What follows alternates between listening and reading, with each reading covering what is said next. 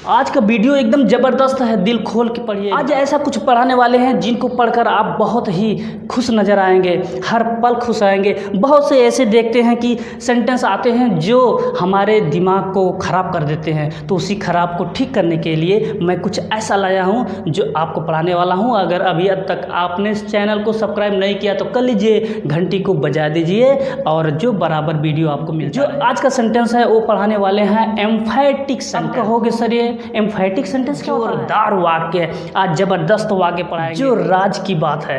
आज तो खोल के जो रखा हूँ बैग में खोल दूंगा, आज सबको दिखाऊंगा।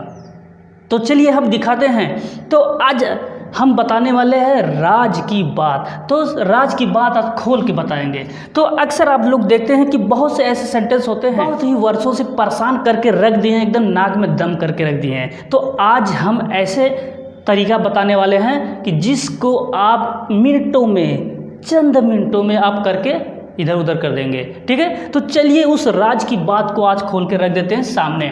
तो अक्सर आप लोग सेंटेंस में ऐसा सेंटेंस देखते हैं कि जिसमें आता है मैं खाता तो हूँ, वह जाती तो है, वह सोती तो है, इसमें तो आता है इस तरह से। जैसे यहाँ पे लिखा है तो सही तो हूँ, इस तरह से आता है। यानी आजकल यह इंग्लिश स्पीकिंग में बहुत तेज़ी से चल रहा है। और सबसे पहले हम देखते हैं, फार्मूला आपके सामने लिखा गया है, कैसे यूज होगा। सबसे पहले हम लिखते हैं सब्जेक्ट। ये आपका सब्जेक्ट है। इसके बाद डू या डज या डिड का प्रयोग करेंगे। इसके बाद एम बी फर्स्ट का प्रयोग करेंगे। इसके बाद अदर वर्ड यानी कुछ भी हो, इसके बाद हम राइट करते हैं। ओके, लेकिन उससे पहले हम देखते हैं जो सब्जेक्ट है, अगर प्लूरल नंबर सब्जेक्ट है तो हम डू का प्रयोग करेंगे, और सिंगुलर नंबर है सब्जेक्ट तो हम डज का प्रयोग करेंगे। इसके बाद अब देखो ये क्या है, ये डू या डज है। अगर प्रेजेंट टेंस में है तो हम डू या डज का प्रयोग करेंगे, अगर पास्ट में है तो हम डिड का प्रयोग करेंगे। ओके, तो आइए देखते हैं। मैं खाना खाता हूँ, तो इसका हो जाएगा सबसे पहले सब्जेक्ट, इसके बाद हम लिखते हैं वर्ब, इसके बाद ऑब्जेक्ट। लेकिन ये टेंस के अनुसार आप बनाते हैं आई ईट फूड, आई ईट फूड। ठीक है, अब इसको क्या करेंगे, मैं खाना खाता तो हूँ, मैं खाना खाता तो हूँ। यानी जहाँ पे प्रेशर की बात हो, प्रेशर की बात हो यानी जोरदार, यानी जोर देकर कहा जाए, वहाँ पे ऐसे हो जाएगा मैं खाना खाता तो हूँ, मैं खाना खाता तो हूँ। तो हो जाएगा सब्जेक्ट आई। इसके बाद हम बताए हैं आपको कि सब्जेक्ट अगर सिंगुलर नंबर रहेगा तो डज और प्लूरल रहेगा तो डू। तो यहाँ पे ये क्या है, आई के साथ हम क्या लगाएंगे, डू, आई डू। इसके बाद एम भी फर्स्ट, खाना खाता। अब खाता यानी कि खाना खाने का काम हो रहा है तो हो जाएगा ईट, आई डू ईट। क्या है, ऑब्जेक्ट में है फूड तो हम लिखेंगे फूड। आप कर लीजिए, बन गया। यही आपका राज की बात थी। यानी कि ये सिंपल से हो गया कि आई ईट फूड, मैं खाना खाता हूँ। अब इसी का हो जाएगा मैं खाना खाता तो हूँ, I do eat food, I do eat food. Okay, तो चलिए इस तरह से और देखते हैं। अगर हम इसे लिखते हैं वह सोती है, ये टेंस के अनुसार हो जाएगा सी स्लीप्स, सी स्लीप्स। अब अगर कहा जाए वह सोती तो है, ठीक यही फार्मूला लग जाएगा कि वह सी। अब सिंगुलर नंबर आ गया तो डज का प्रयोग होगा, तो लिखेंगे यहाँ पे does, she does sleep.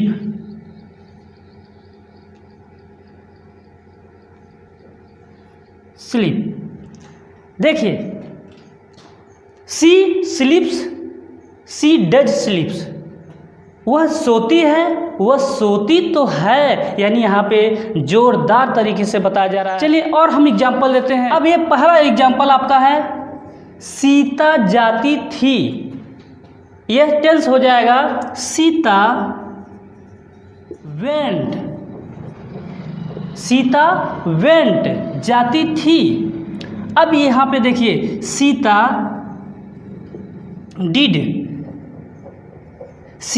Did first form हो जाएगा गो। फार्मूला देखिए, सबसे पहले सब्जेक्ट सीता, इसके बाद डिड लग गया, अब इसके बाद मुख्य क्रिया का फर्स्ट फॉर्म, तो सीता डिड गो।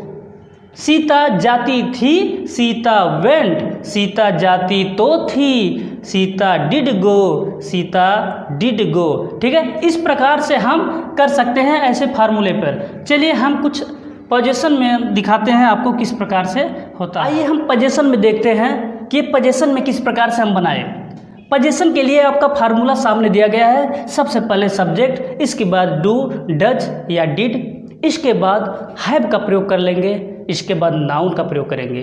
ओके, तो पोजीशन में हम देखते हैं पोजीशन क्या होता है। पोजीशन संबंध बताने वाला होता है। संबंध किसी का है, रिलेशन बताता है।